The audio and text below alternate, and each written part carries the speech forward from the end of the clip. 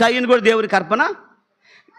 హేబెలు అర్పణ దేవుడు అంగీకరించాడు, కయ్యను అర్పణ దేవుడు.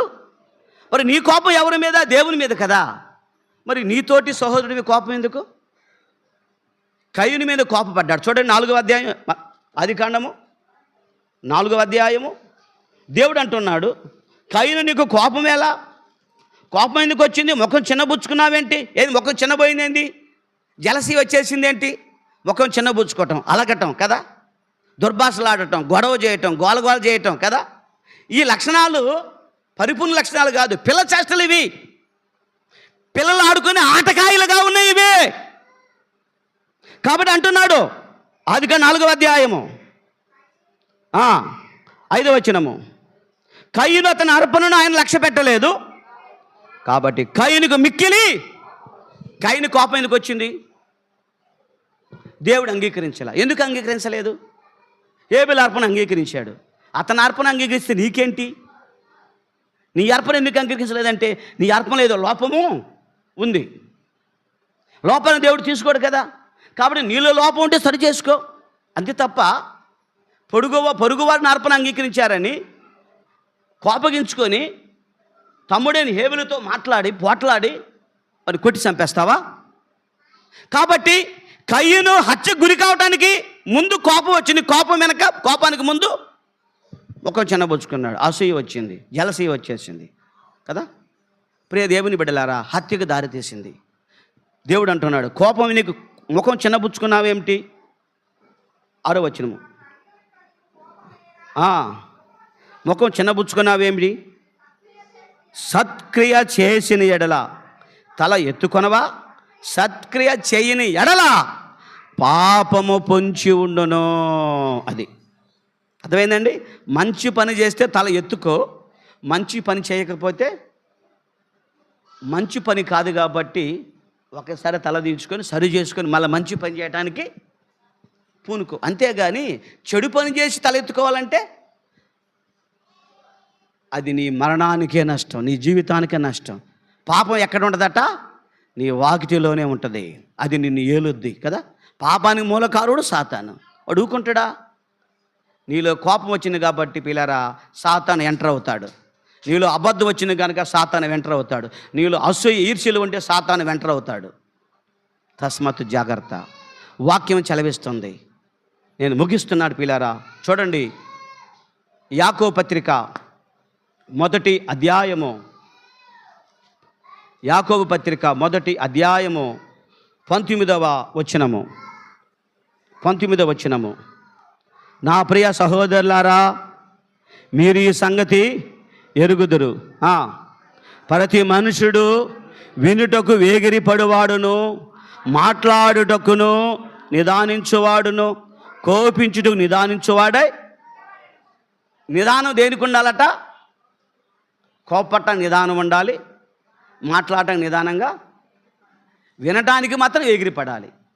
వినటానికి ఎగిరిపడు, మాట్లాడటానికి వేగిరిపడవద్దు, కోపానికి వేగిర పడవద్దు. ఎందుకనగా నరుని కోపము దేవుని నీతిని జాగ్రత్త. కోపం వచ్చిందా దేవుని నీతి నెరవేర్చదు.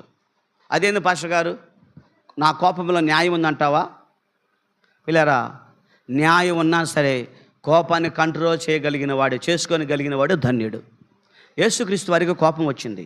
కోపం అందరికీ ఉంటుందండి. కోపం లేనివాడు ఎవడున్నాడు ఇక్కడ? అందరికీ కోపం వస్తుంది. కాకి పిల్లకి కోపం వస్తుంది, కోడి పిల్లకి కోపం వస్తుంది.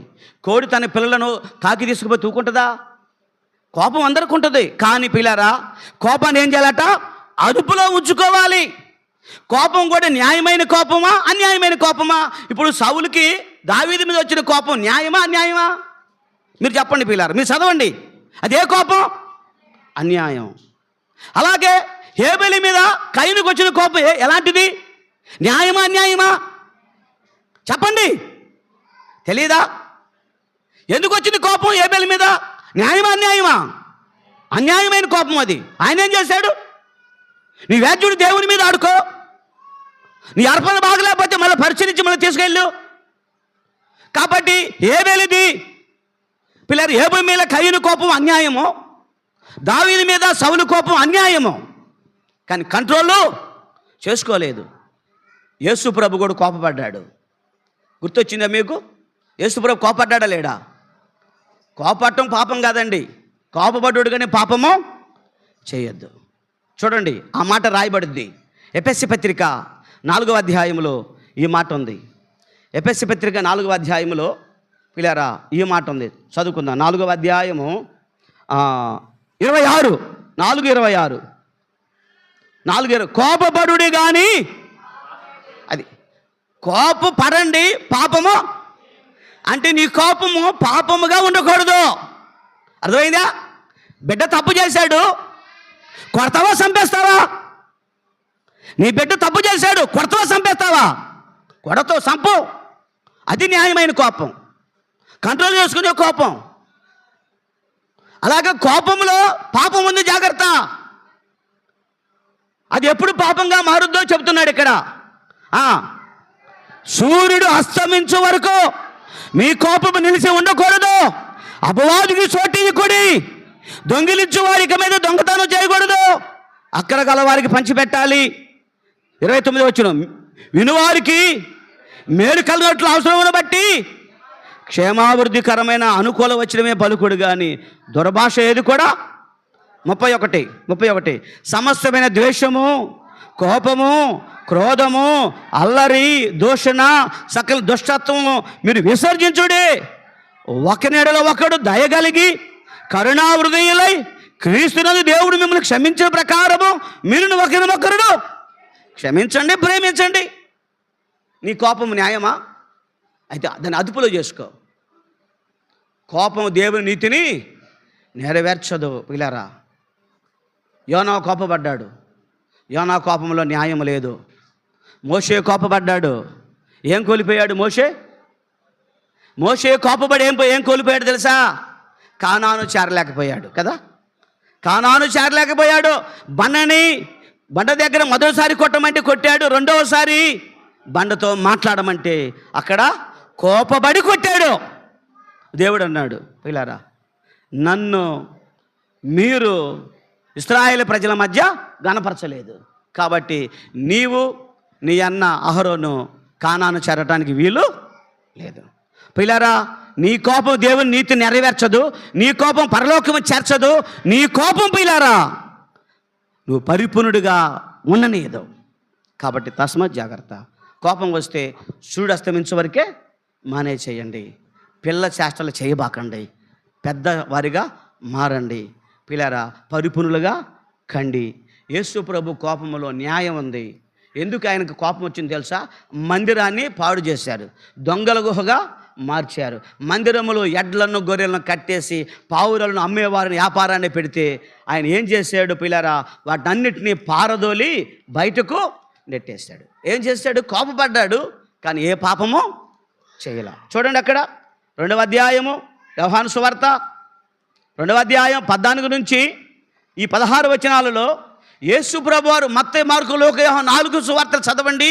ఎక్కడైనా ఆయన పాపం చేసేట్టుగా కనబడుతుందా? చూడండి పిల్లారా, కోపపడ్డాడు. కోపంలో పాపం ఉంటుంది, న్యాయమైన కోపం ఉంటుంది.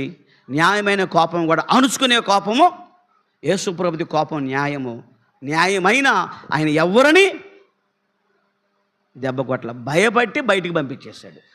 భయపెట్టి బయటికి పంపాడు తప్ప కొడాలు తీసుకొని మనుషులను కొట్టలా కదా, బెత్తాలు తీసుకొని మనుషులను కొట్టలా. కొడాలు ఎందుకంటే స్కూల్లో మాస్టర్ గారి చేతుల్లో బెత్తం ఎందుకు ఉండదంటే భయపడి చదువు నేర్పెట్టారు తప్ప అతన్ని చంపటానికేమి, తల్లి బిడ్డను కొడత తప్ప చంపటానికేమి. ఆ కోపంలో న్యాయం అన్నా దానికి అదుపు లోబడే కోపం. యేసు ప్రభుది కోపమే కానీ అది లోబడే కోపము. కయ్యని కోపము పిల్లారా అది కారణము లేని కోపము. ఏ కారణం నిష్కారణంగా కయ్యను పెట్టి చంపేశాడు, నరకానికి పోయాడు. సౌలుది పిల్లారా దావీదు మీద అదే కోపము. అది కూడా ఏ కారణం లేని నిష్కారణంగా నీతిమంతుడి మీద కోపపడి ఈట ఇసిరేసి 2 సార్లు చంపటానికి కాలెత్తాడు. చివరికి ఏం చేశాడు? యుద్ధంలో తానే చచ్చిపోయాడు. పిల్లారా, దేవుని బిడ్డలారా, మీరు పెద్దవారు కావాలి, పరిపూర్ణులు కావాలి. ఒకప్పుడు పిల్లవారి చేష్టలు చేశాం, పెద్దవారిగా వచ్చాం.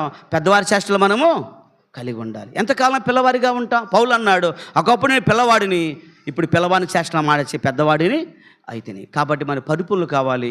యేసయ్య అన్నాడు, మీరు మీ తండ్రికి పరిపూర్ణట్లుగా శత్రువులను ప్రేమించండి కదా.